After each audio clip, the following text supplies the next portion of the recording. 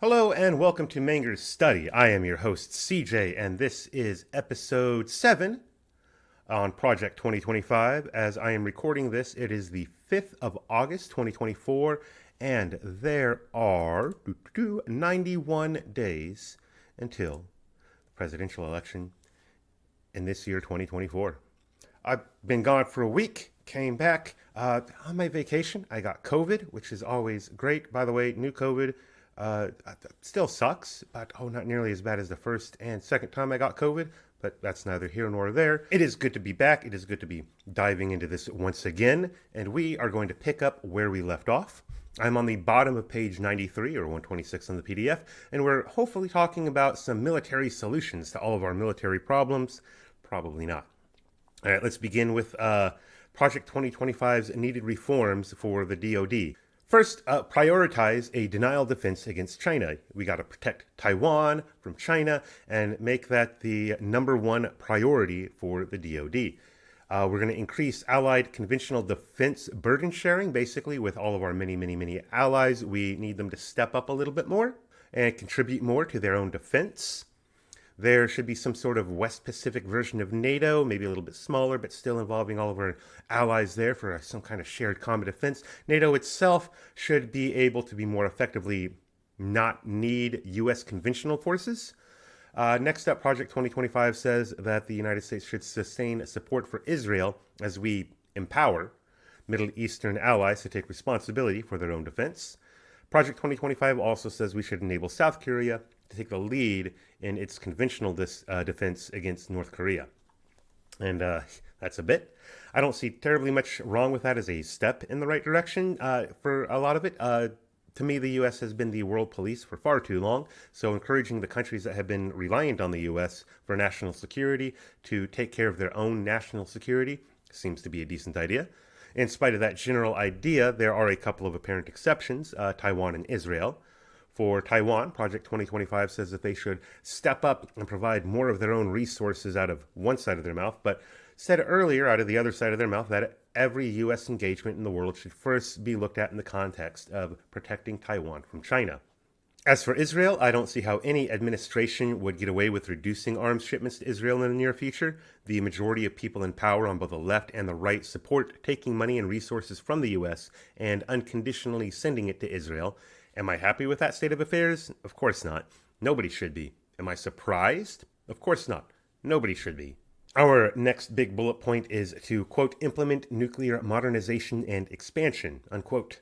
Project 2025 reminds us that Russia and China have nukes, and the U.S. should expand and modernize its nuclear force to have the capabilities of deterring both China and Russia at the same time. The U.S. should also make sure that there is, quote, no circumstance in which America is exposed to serious nuclear coercion, unquote. The U.S. currently has something around 3,750 nukes. I can understand wanting to make sure that the program is modernized. For one thing, the older a piece of equipment is, the more likely it is to fail. So assuming that the U.S. wants to keep around the same number of missiles, the U.S. would want to commission new ones as older ones are decommissioned. I think I've mentioned this before, but I was in the U.S. Navy for about a decade. I remember that there would be systems in place that used 1980s technology around the year 2005. When I left around 2011, 2012, 2013, that time frame, I remember that my own system got an update that changed it from some 80s and 90s technology to some 90s, 2000s, and even some, at the time, modern technology. It would not surprise me in the slightest to learn that the U.S.'s nuclear arsenal was a combination of technology all the way from 1960 to today. If the United States is going to have a nuclear arsenal, it should be well maintained and have hardware and software updates and upgrades on a regular basis.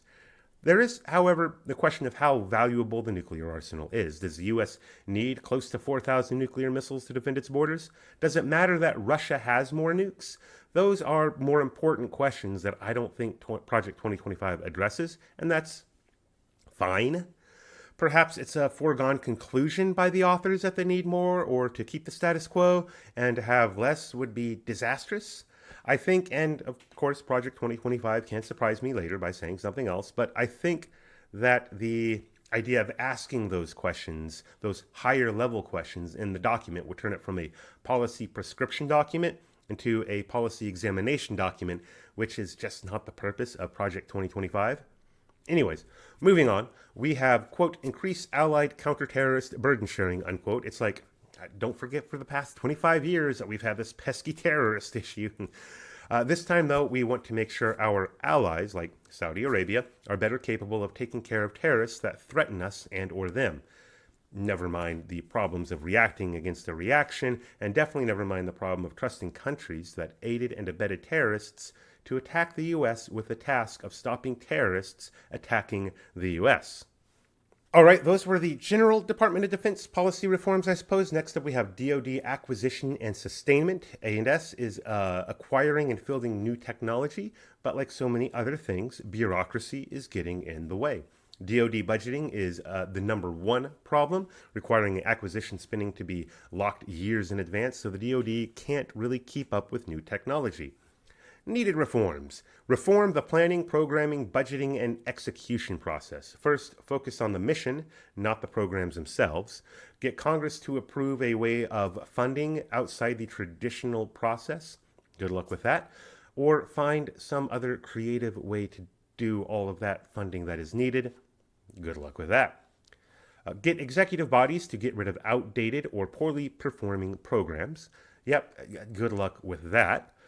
If you don't know, it is very hard to kill a military project, base, or program, and any attempt to unilaterally axe something is going to be met with great resistance. All right, what's next? We should also spy on our adversaries to figure out how they do stuff. Yeah, if the U.S. government doesn't do that already, I would be incredibly shocked. Maybe they're just not making their spying known to the people who are interested in it. I don't know. Regardless, I would be incredibly shocked if the U.S. weren't already doing exactly that. Next big bullet point, strengthen America's defense industrial base. And with that in mind, let's go ahead and cut this episode off here. We will start at the bottom of page 96 or 129 on the PDF for next episode. Until next episode, take it easy.